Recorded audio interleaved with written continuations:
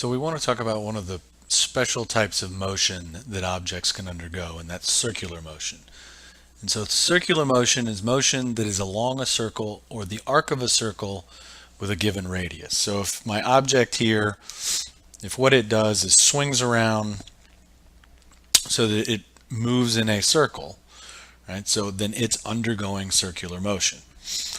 And so what you'll notice is as it went around that circle, right, I can draw out the velocity vector. And the first thing that I notice is that the velocity vector is always pointing tangent to the circle. So the direction it was going at any point you pick, and here I just happen to have picked the 4 points corresponding to the top and bottom of the circle and the left and rightmost point of the circle. And so that means that the velocity vectors are pointing tangent to the circle at each of those points. So what I notice is the direction of the velocity vector changes. However, there are two ways that my object can go around this circle that's going to tell me something about the magnitude of the velocity vector. So first, it can undergo uniform circular motion. Uniform circular motion is motion with a constant speed. In that case, even though the direction of the velocity vector is changing, the magnitude of the velocity vector is constant. So in this case, let's say the picture here is a bird's eye view of some object that's going around in a horizontal circle at a constant speed.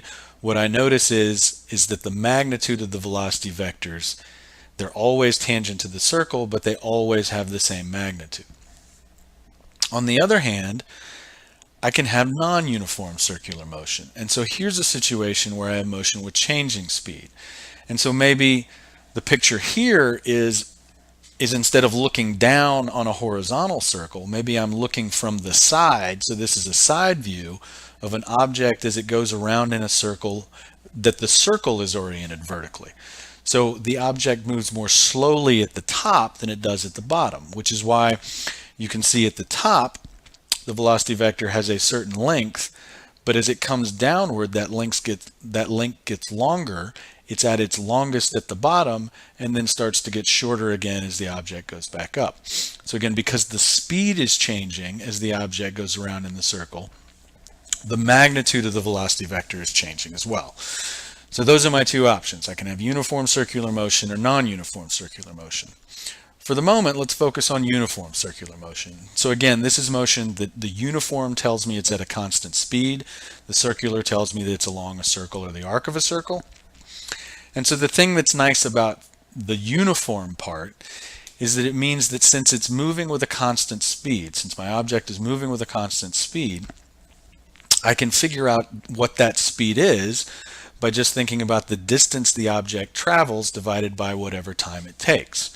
Well, since it's traveling around a circle, the distance here is just the circumference of a circle, and that's 2 pi times the radius. How long it takes to go around a circle, well, that's what big T is. Big T is defined to be the period of the motion. It's the time it takes for my object to complete one time around the circle. And so what that gives me is that gives me an equation to relate the radius of the circle, the speed at which the object travels around the circle, and then big T, the period of that motion.